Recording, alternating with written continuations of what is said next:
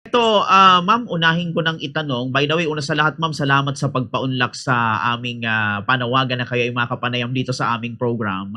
Una sa lahat, ma'am, kumusta ang inyong experience bilang isang, yun nga, naging student tayo ng kursong edukasyon?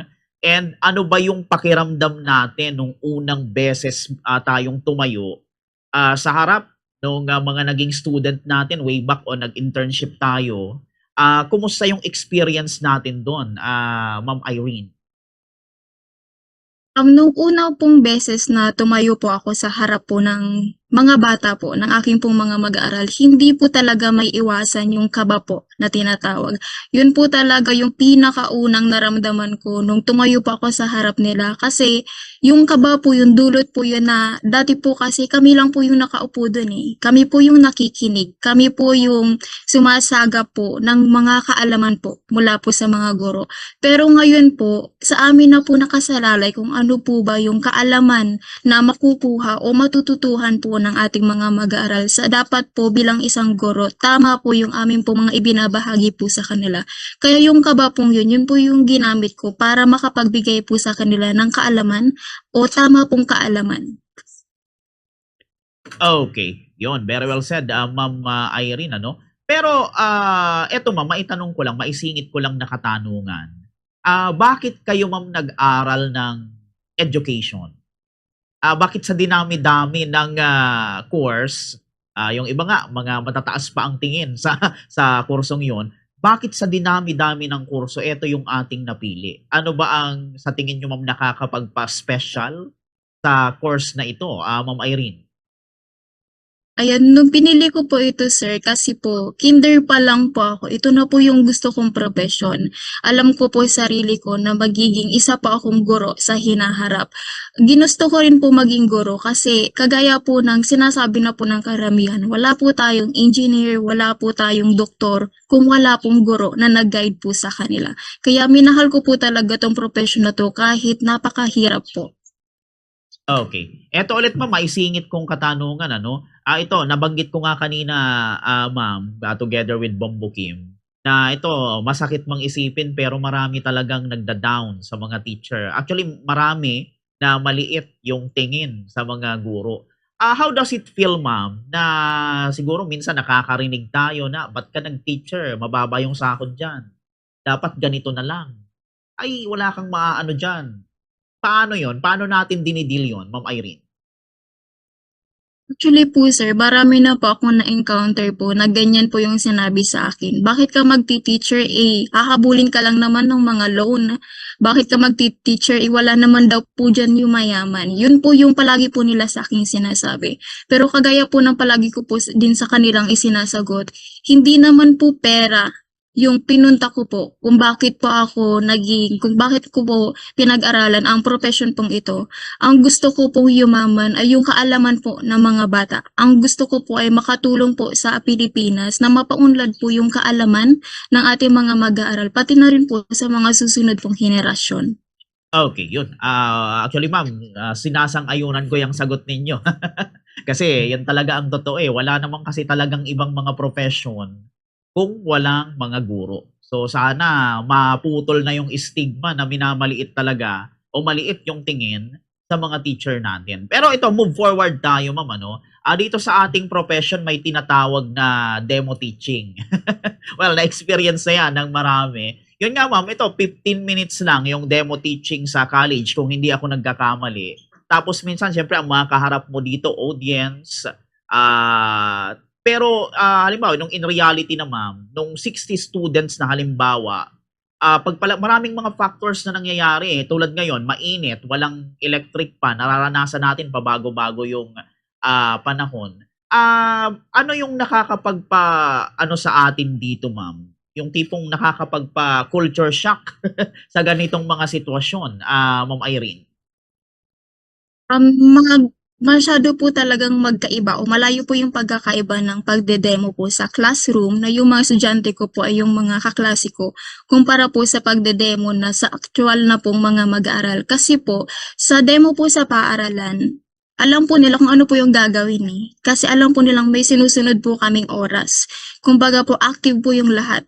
Lahat po nagpa-participate ng mga kaklase. Pero pagdating po sa totoo na pong paaralan, sa totoo na pong mga mag-aaral, hindi po kaagad natatapos yung isang lesson plan sa isang oras lang po. Talagang kinakailangan mo po ng 3 araw hanggang yung iba nga po minsan po 1 week pa po. Kasi hindi po talaga kaagad-agad natin matatapos yung isang lesson sa isang oras lang po. Dahil isinasaalang-alang din po natin dito yung mga pagkakaiba ng mga estudyante po. Kasi hindi naman po sa lahat ng oras, lahat po yan ay nakikinig sa inyo. Lahat po yan ay nakikooperate sa inyo. Marami po talaga yung pagkakataon na hindi po sila nakikinig. Yung iba po merong ginagawa, meron pong nakikipagkwentuhan. Kaya isa po yung hamon sa aming mga teacher na dapat ay makuha po namin yung attention po nila. Kung sa usapan naman po sir na culture shock, marami pong culture shock yung nangyari po sa akin. Kasi po, nung pumasok po kasi ako sir sa nagturo po ako sir sa isang privado o private school po dito po sa Pili. Na culture shock po ako kasi noon po, mas magagaling yung mga bata sa wikang Filipino kumpara po sa wikang Ingles. Pero ngayon po, mas magagaling na po sila sa wikang Ingles kaysa po sa wikang Filipino. Kaya doon po ako medyo nahirapan kasi po, kailangan pa po naming i-translate yung mga salita po para po maintindihan din po nila. Okay, yun. Eto, move forward tayo ulit, ma'am. Ano? Dito, ma'am, sa course na ito, before you enter sa course na education, ano yung mga bagay, ma'am, na akala mo dati madali lang yon? Pero nung nasubukan mo na, ay mahirap pala. Akala ko basic lang pero mahirap pala, Ma'am Irene. Akala ko po sir, madali lang po yung classroom management. Kasi nga po, nakita ko po yun sa mga klase ko. Sanay po kami sa mga kaklase ko pong nagde-demo. Kasi madali lang po yung classroom management po sa kanila. Pero pagdating po sa totoo na pong buhay, mahirap po talaga. Kasi meron po talagang iba't ibang estudyante yung kakahirapin mo. Iba't iba pong pag-uugali ang meron po sila. Kaya mahirap po yung classroom management kasi ikaw po yung nagsasalita sa unahan at yung iba naman po mga estudyante ay nakikipag-usap po sa kanilang katabi. Kaya mahirap po yung classroom management. Dahil kung hindi mo po ito maayos, maaaring yung iba natututo, yung iba naman po ay hindi. Okay. And maidagdag ko dyan, ma'am, ano? May mga moment ba, ma'am, na napaisip tayo na, ay, di ko kaya to? What if magpalit na lang ako ng course?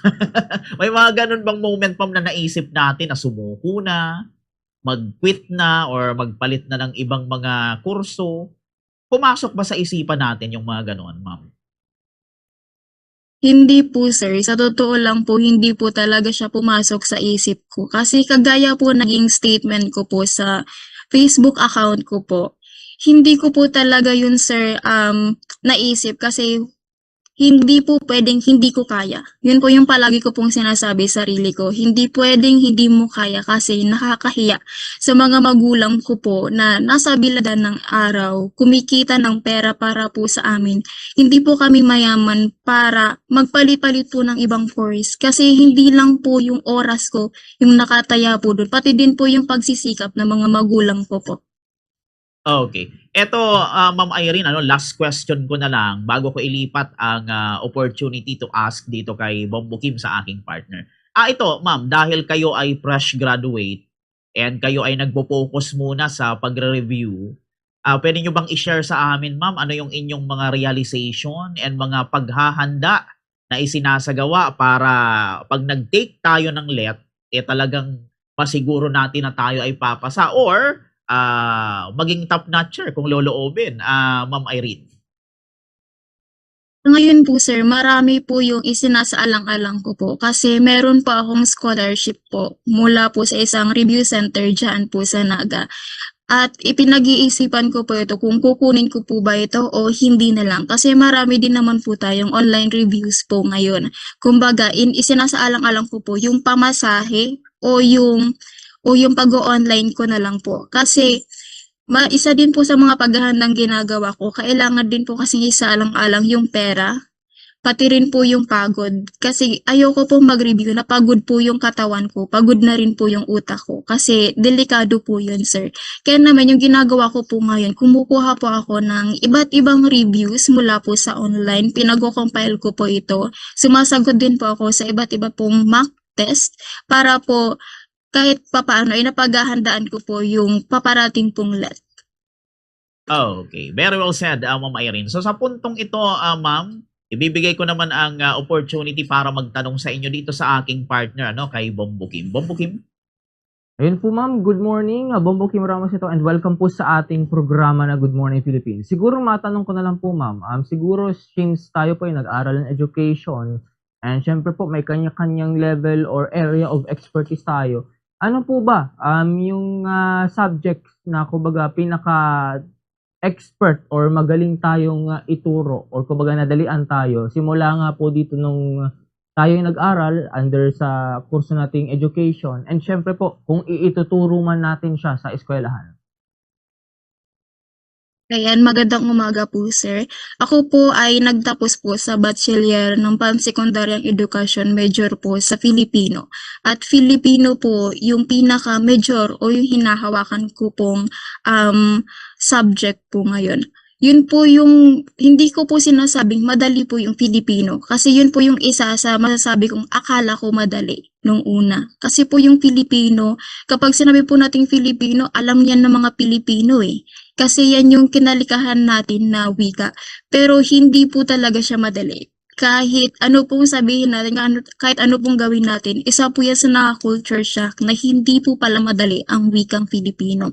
Kaya naman po, ito po yung gusto kong ituro din po sa ating mga kabataan na mahilig po ngayon sa paggamit ng iba pong wika, na ang Filipino po ay kailangan po nating mahalin kasi hindi po tayo matatawag na isang bansa kung wala po tayong isang wika at yun po yung wikang Filipino.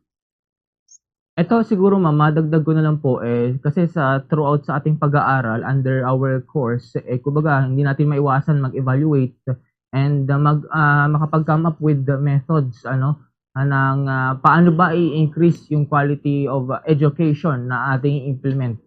Sa ating pong palagay, ano po ba yung mga ways o mga mekanismo na dapat na i-incorporate hindi lang po ng mismong mga school, kundi po ng mismong i-acknowledge o encourage yung Department of Education para po ma-promote yung quality education sa ikatututo po ng ating student.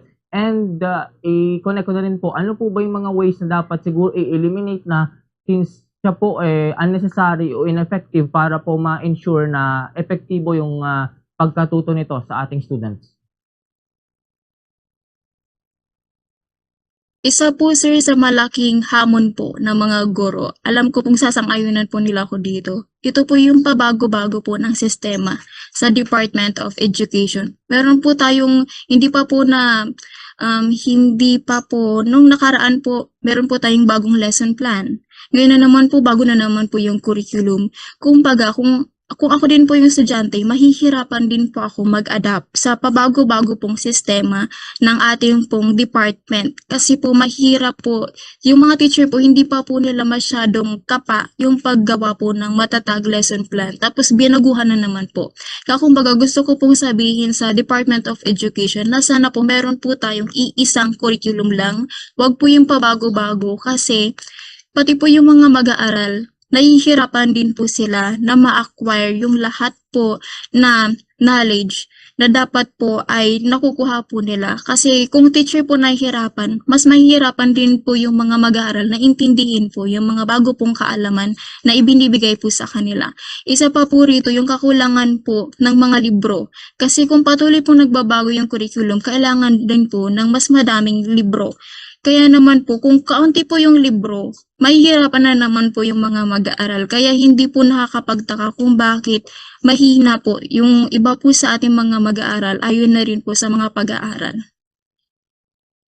Siguro ito po ma'am, last na lang po bago ko po ipasa muli kay Bombo Kier itong pagtatanong, ay sa atin pong kumbaga pag-oobserba, ano po ba sa tingin natin yung makapag-a-attract in case man may ma-encounter tayong students na talagang hindi interesado o mahirap talagang matuto. Siguro regardless kung siya ay may different type or kumbaga may difficulty in terms of learning ability or not, paano po natin ina-attract yung students natin na maging effective yung ipapatupad nating in terms of anong way ng pagtuturo yung ating i-implement para po ma-attract na matuto sila at makinig sila sa atin bilang guro? Ayan, doon po sir sa pinagturuan ko po sa isang private school, meron po talagang iba't ibang mga klase po ng estudyante at yung iba po ay meron pong sakit na autism, yung iba naman po merong ADHD, meron po tayong iba't ibang estudyante at hindi po talaga maiwasan na hindi po lahat makukuha yung atensyon. Ngayon po, yung ginagawa po namin, gumagawa po kami ng iba't iba pong activities na naaayon po sa iba't ibang mga mag-aaral para hindi lang po yung isa yung natututo, kundi lahat po. Hindi po kailangan ng isa lang na activity para sa lahat ng mga mag-aaral. Kailangan po, handa po yung mga teacher, handa po kami na gumawa ng iba't ibang activities na sumasaklaw sa iba't iba pong mga mag-aaral para po makuha po namin yung kanila pong atensyon at makinig po sa amin nang sila po ay mas matuto po. Yan, with that, maraming salamat po ma'am. And ngayon po sa puntong ito, ibabalik ko na po kay Bombo Kier itong mga pagtatanong. Okay. Balik sa akin, ma'am, ano, ang linya. Eto mga ilang katanungan lang na lang, ma'am Irene, ano po. Una, syempre, eto kasi, ma'am, ano, ngayon tayo ay syempre education student. Tapos minsan sineselebrate pa natin yung National Arts Month or sining. Para sa iyo, ma'am, sining ba ang pagtuturo? And ano yung nakakapag-contribute para masabi natin na sining talaga ang pagtuturo? Paano po kayo magiging creative teacher kahit halimbawa chalk and Manila paper lang yung resources natin, ma'am? Ayan, masasabi ko po sir na sining po ang pagtuturo kasi kaakibat po ng sining ang salita pong passion. Ano po, kapag sinabi po kasi nating sining, katulad po kami mga teacher ng isang pintor. Kagaya po kami ng mga artist na nagdo-drawing po sa mga canvas. Ang pagkakaiba lang po, kami po ay mga nagdo-drawing sa canvas ng isang batang hindi pa po alam lahat. Kumbaga, yun po yung pinupunuan namin bilang isang teacher. Kailangan sa pagtatapos ng araw, meron po sa aming matutuhan ang mga bata po. At isa naman po at masasabi ko po na sining po ang pagtuturo kasi kung wala ka pong passion sa pagtuturo, bibigay ka at susukuan mo po talaga ang pagtuturo kasi napakahirap po ng profesyong ito. Okay, very well said, Ma'am Irene. Ano? And eto ma'am, balikan natin yung mga panahon na kayo ay nag-practice teaching. Paano ma'am yung transition ninyo na, oy, kalaro ko kayo kahapon, pero ngayon, didisiplinahin ko na kayo. Nahirapan ba tayo, ma'am? Halimbawa, pagka may mga times na tawag nito, nagpapasaway yung mga estudyante natin during that time ng internship, paano? Tayo ba minsan, ma'am, nagagalit? Paano nyo hinahandle yung emotions nyo dito sa mga sitwasyon ng katulad nun? Yung nagpapasaway yung mga estudyante, may mga away, or kung ano pang mga commotion na nangyayari na apektuhan yung ating pag-aaral. Paano yun, ma'am? Yung ano natin doon, transition. Ayan, kapag sinabi po kasi sir na disiplina, hindi po kaagad dapat galit tayo. Kailangan po, dinadaan po natin ito sa masinsinang usapan, sa mahinahon kong usapan. Kasi kung galit po kaagad yung approach natin sa mga bata, matatakot po sila sa atin. Baka po hindi na po sila mag-participate sa atin. Kaya yung ginagawa ko po sir, kailangan kakausapin ko po sila ng mahinahon, ng hindi po galit, para mapaintindi ko po sa kanila kung ano po ba yung mali po nilang nagawa sa mga sitwasyon pong iyon. At kapag nagdidisiplina po ako po kasi sir yung isang guro na hindi po mahilig magpatawa sa loob ng klase. Kumbaga po, seryoso po ako kapag ako po yung nagtuturo. Maari po ako makipagbiruan sa mga mag-aaral sa labas o wala po tayo sa institusyon. Pero kapag nasa loob na po tayo ng klase at nagtuturo, hindi po pwedeng magkaibigan tayo. Ang relasyon po natin ay ikaw ay mag-aaral at ako ay isang guro. Okay, yun. Wonderful, Ma'am, Irene ano. Pero dito ma'am, palibhasa tayo po ay fresh grad dito sa course na ito. Pero siyempre napakarami na kasi ng expectation sa atin ma'am, kahit na fresh grad pa lang tayo. Ang tanong ko dito ma'am, paano niyo ba pinoprotektahan yung inyong mental health o yung inyong pag-iisip against sa stress? Sino ba may mga ano ba tayo ma'am, may mga paano ko ba sasabihin, advisor, mga personal guru natin na magsasabi na, "Oh, tama na ito. 'Wag 'yan. Ingatan mo yung, emotional quotient and at the same time yung mental health mo." May mga gano'n ba tayo, Ma'am Irene? Ayan, yung expectation po bilang isang fresh graduate po, hindi po talaga yan maiiwasan. Hindi po yan mawawala. Kasi yung una po sa inyong itatanong, may trabaho ka na ba? Ano nang susunod? Mag-e-exam ka na ba? Lahat po talaga yan. Talagang yan po yung unang itatanong sa inyo. Para po maprotektahan ko po yung mental health ko. Isa po sa pinagsasabihan ko po ng mga problema ko o yung mga plano ko po sa buhay ay ang mga magulang ko, lalo na po ang nanay ko. Kaya alam niya po kung ano po yung mga gagawin ko po sa buhay. Isa pa po na isa pa po sa gustong-gusto ko pong quote, kapag nape-pressure ka sa buhay, ipag-pray mo lang. Yun po yung isa po sa palagi kong ginagawa, hindi po yun nawawala. Kasi kapag pressure na po ako sa buhay, kailangan ko lang tong ipag-pray. Kailangan ko lang tong isumbong kay Lord. Kasi ang ginagawa lang po ni Lord ay nakikinig. Wala pong panghuhusga. Kaya yun po yung isa sa magandang sumbungan ko po. Okay, yun. And ito ma'am, mga second to the last question na lang ma'am bago tayo magtapos sa ating interview. Total nandito na tayo sa platform na ito and for sure maraming nakikinig sa atin. Yung iba baka nangangarap din na maging teacher, yung iba baka mga professional na, yung iba baka mga teacher na. Palibhasa nandito na tayo ngayon ma'am sa puntong ito, na kung saan marami sa ating, nakikinig, nanonood.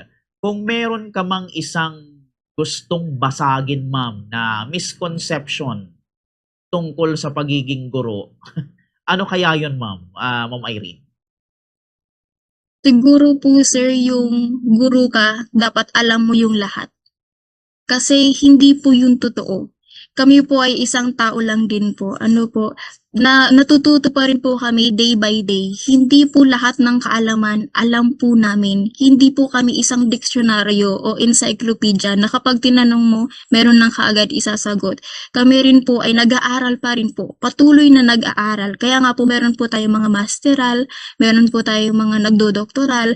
Kasi po hindi pa po lahat alam ng guro. At yun po yung pinagsusumikapan po namin malaman. Yung mas mapayabong pa po yung aming kaalaman para meron din po kaming ipapasa, meron din po kaming maituturo sa atin pong mga mag-aaral. Okay, very well said ma'am. And ito bilang panghuli ma'am ano, i-incorporate ko na 'tong dalawang tanong dito sa panghuli nating katanungan. Una, ano ma'am yung ating mga future plans, pagkatapos na yamang tayo ay graduate na and even pagka tayo nakapasa sa LET? And ano ma'am ang inyong maipapayo sa mga tulad nyo rin na nangangarap maging guro or even nangangarap maging successful sa larangang pipiliin nila? Ano ma'am yung inyong maipapayo, Ma'am Irene? Ayan, yung maipapayo ko lang po sa lahat po ng gusto pong maging guro o gusto pong may maabot po sa iba-iba pong mga pangarap yan. Kung meron po silang gustong maabot, siguraduhin po nila, yun po talaga yung gusto nila. Kasi mahirap pong pag-aralan ng 4 na taon, 5 taon, 6 na taon kung hindi mo naman po gusto yung profession na gusto mo.